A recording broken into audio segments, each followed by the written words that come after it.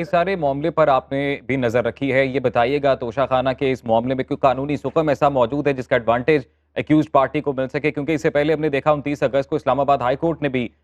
توشہ خانہ کیس میں گرفتاری کے بعد جو قید بانی پی ٹی آئی ہیں ان کی سزا معطل کی تھی۔ جی دیکھیے، کسی کے خلاف بھی ٹرائل کورٹ سے اگر کوئی اگریوڈ پارٹی ہوتی ہے یا جس کے خلاف فیصلہ آتا ہے تو وہ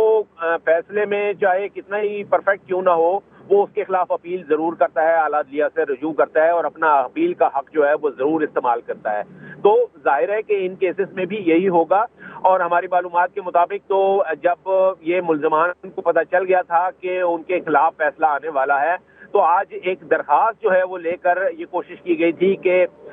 اس توشہ خانہ کا فیصلہ رکوانے کے لیے اس ٹرائل کے خلاف ایک درخواست جو تھی وہ اسلام آباد ہائی کورٹ میں جمع کرائی جانی تھی، اور ہمارے ذرائع کا یہ کہنا ہے کہ بشرا بی بی جو ہے وہ خود اسلام آباد ہائی کورٹ میں یہ درخواست دائر کرنا چاہتی تھی، لیکن وہ کیا ابھی بشرا بی بی کو گرفتار تو نہیں کیا گیا، تو کیا اس سے پہلے وہ کوئی حفاظتی ضمانت جمع کروا سکتی ہیں اس کیس میں؟ نہیں، اب حفاظتی ضمانت کا چونکہ وقت نہیں ہے، اس لیے کہ now she is a convict, ابھی وہ ایک سزا یافتہ مجرم ہے، اس لیے سزا یافتہ مجرم کو پکڑ کر جیل میں ڈالنا جو ہے یہ تو ایک قانونی تقاضا ہوتا ہے، اس لیے کوئی بھی عدالت جو ہے وہ اسی سٹیج پر آپ کو ضمانت کا حق جو ہے وہ نہیں دیتی۔ یہ تو ابھی اگر وہ کنوکٹ نہ ہوتے، سزا نہ سنائی گئی ہوتی تو ایسی صورت میں پھر یہ ہوتا کہ حفاظتی ضمانت مانگی جاتی ہے۔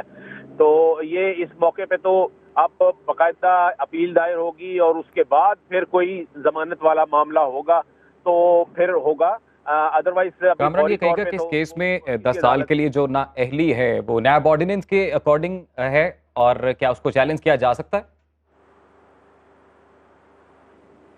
ہیلو جی کامران آپ سن پا رہے ہیں؟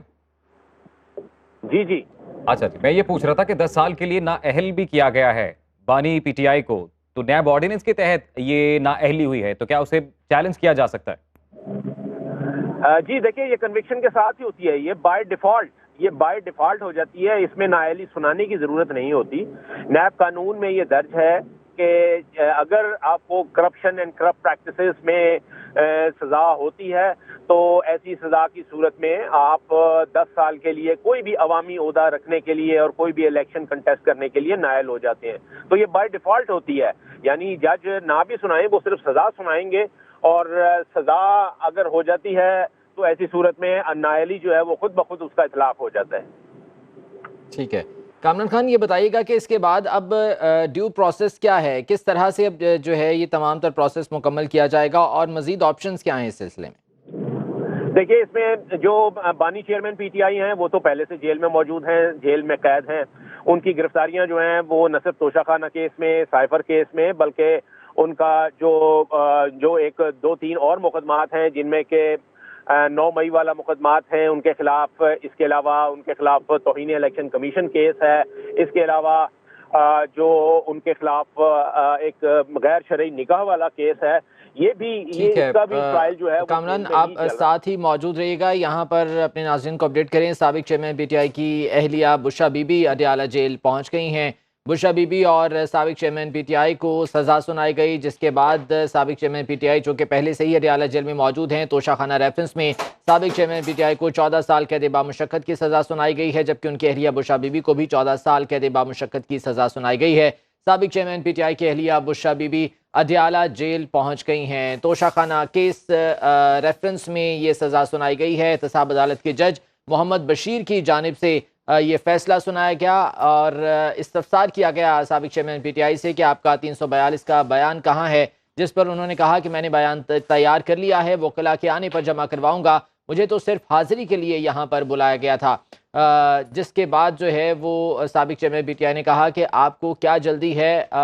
سابق چیئرمین پی ٹی آئی اس کے بعد کمرہ عدالت سے چلے گئے، تاہم احتساب عدالت کے جج محمد بشیر نے اس کیس میں سزا سنا دی، 14 سال قید بامشقت کی سزا سنائی گئی، اور بشرا بی بی کو بھی اس کیس میں 14 سال قید بامشقت کی سزا سنائی گئی۔ سابق چیئرمین پی ٹی آئی کی اہلیہ بشرا بی بی اڈیالہ جیل پہنچ گئی ہیں۔ بیورو چیف اسلام آباد کامران خان ہمارے ساتھ موجود ہیں، اس بارے میں ہمیں مسلسل اپڈیٹ کر رہے ہیں۔ جی کامران، آپ بات کر رہے تھے۔